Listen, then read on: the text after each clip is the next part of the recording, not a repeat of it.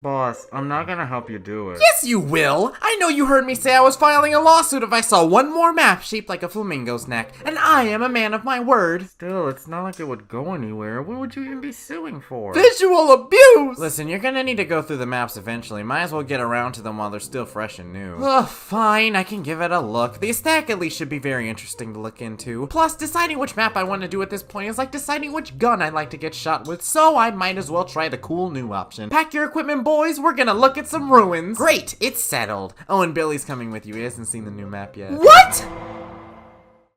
Umami Ruins, the second map in the Splatlands that was brought to you by the letter S. Umami Ruins is a fairly new map that released at the start of the marvelous fresh season, which we'll talk more about in this episode of the Inkspedition. Umami is a sandy excavation site where mysterious ancient artifacts are dug up. All around the stages, you can see beautiful pottery and tablets engraved with art from the past. And mixed in with the old, you can see the new art that people make, which is engraved in a similar style. Some art is nicely sealed away on the sides of the maps, and others are just placed in the center of the map for any little Timmy to jump on. Thank goodness our ink vanishes after every match, or we'd casually be defaming an ancient civilization's culture just to play some casual sport. When spawning in, you can go left into the lowest part of the level, straight forward, which will pour you into the middle, and to the right, which will give you a secondary sniping position. The right is the ideal place to go if you're a backliner and your opponents have captured most of the middle. Stupid little! Plus, if you look behind you from time to time, you get to see a jellyfish get blown away like a sheet of paper, then miraculously land on their legs like they're a house cat. Somehow I trust these workers even less with these artifacts than the anthropomorphic cephalopods who actively shoot colored liquids at them. Meanwhile, everyone else takes the other two routes to get to the middle as quickly as possible. The left has some more hieroglyphic art that you can pass by as well. One shows two squids together, one shows a squid using Reef Slider, and one shows the moment the player realized Reef Slider sucks. It almost serves as a little flank route too, so maybe in the next season we'll have maneuverability.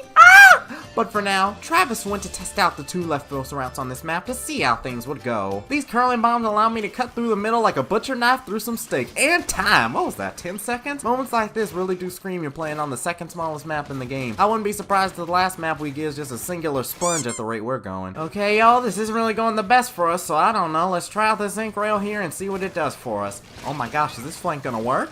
Oh my gosh, it's actually gonna work! You know what? Screw it. Umami Ruins is the best flank route in the whole series. Nothing is better than that flank route right there, and I have complete faith that more flank routes will be added later. If I keep being nice to the map, then maybe I'll keep being blessed. I definitely won't be, but I'm still gonna try. While Travis and the boss explore the map, we can chill on the sidelines. How are you liking the map so far, kid? It looks awesome so far. The curves throughout the middle of the map seem like they'll make it much more elaborate. You should take that mask off so you can view the map better too. I could, but if I did, the boss would get very upset at me. I see he treats all people with the spiky haircut this way. You don't work for him though, so why do you put up with it? Because him and Alpha are like family to me.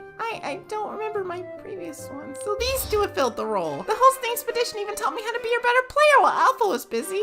He never went more than 2 minutes without insulting me, but over a few years I did improve. So I guess I've just gotten used to his unique personality now. Ah, I see. So you probably learned to tune him out over time. But what do you mean you don't remember your previous family? Well, one day I woke up in the middle of one of the maps, partially inked in my color, with no clear memory of anything except my name. And also, it makes me feel close to the host Expeditions. He claimed the same thing happened to him, so we're the only ones in the Splatlands who truly understand the other. That sounds awful not remembering your past. But now I know what he was talking about back at Flounder Heights. Poor guy. The middle of the map is a wide, circular area with some more goods sealed up like a FedEx package. The middle has various curves throughout it, so utilizing the high point of those curves can give you an oh-so-slight boost to your fall-off damage range. The platform at the very center allows you to oversee the middle, with it being about as long as 96 gal range and as wide as a splash wall. You know, just in case you ever forget what menace of a weapon came out with this map. You'll need to be careful though, as standing up there leaves you vulnerable to being easily picked off by a backline on the snipe position bordering the middle. It's the second leading cause of death behind Stevie wandering your way off the map. Welcome to the real world, kid. Time to learn about Umami Ruins the hard way, my friend, because matchmaking is absolutely non-existent.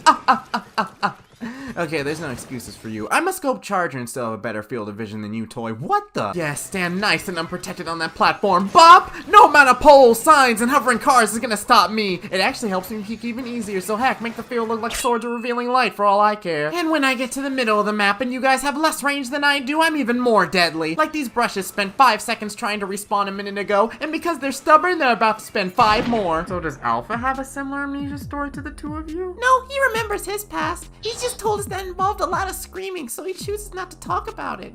Must have been traumatic. Don't you dare, you stupid 8-ball! No! So it's just the two of you like that, and Alpha conveniently picked both of you up to join his crew. Sounds like there's some missing pieces to the puzzle you two are stuck in. Why don't you try and find those pieces? I've wanted to for years, but I haven't found any clues. It probably doesn't help that I give up very easily, too. That's the one thing you and the boss seem to have in common. For someone with such otherworldly self-esteem, he seems to lose focus on his projects way too quickly. Without us helping him, I don't know how far he'd get. If only we were like him. What are you talking about? A friend of ours back in Inkopolis. He possesses more determination than both of us combined. He got to X rank with a limited stash of weapons in the first sets of gear he found. The host of the Inkspedition trained him off camera too, but he learned much faster than I ever did. I hope you'll meet again then. At this point, it's been a hot minute since you've been together. Get it? Because we're in the desert right now. Yeah, I get it. If you can successfully take control of the middle, you can just spawn camp your opponents until the match ends. One of your backliners could stand on an enemy team's snipe and halt the enemy from approaching, or one of your frontliners can pick the most infuriating corners in the enemy base to stop anyone from leaving spawn. It may be nerfed, but I still love me a good crab from time to time, especially when I can just quarantine my enemy at spawn for a few seconds and knock off their armor. No one's here, buddy. Just come on down and leave yourself nice and vulnerable. Ooh, the ink strike can help me get even closer. And oh crap, I just knocked off their armor. See you boys, I'll just be on my merry way, don't mind me. Unless alright, I'm going. That must have kept him distracted for a while. We must have most of the map by now.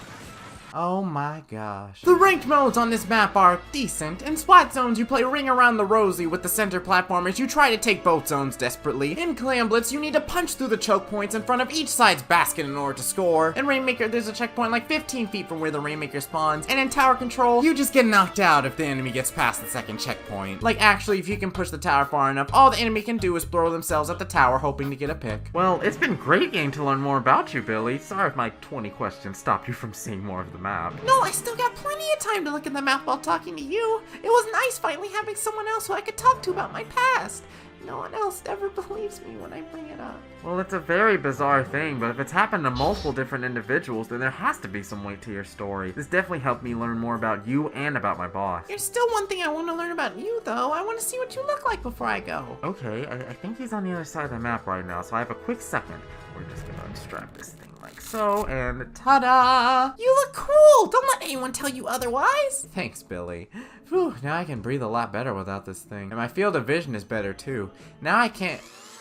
Do you hear a blender? Billy, I think we need to start running. Just, go run now! Overall, while I still have very choice words about the shape of the map, Umami is a step up from the other bite-sized maps in the Splatlands. I've been your host, and you've watched the Inkspedition. was that really necessary? Desperate times call for desperate measures. Whatever. But boss, I spent the whole day with Billy, and he's the sweetest little thing. What could possibly make you not like him? He's sweet, alright.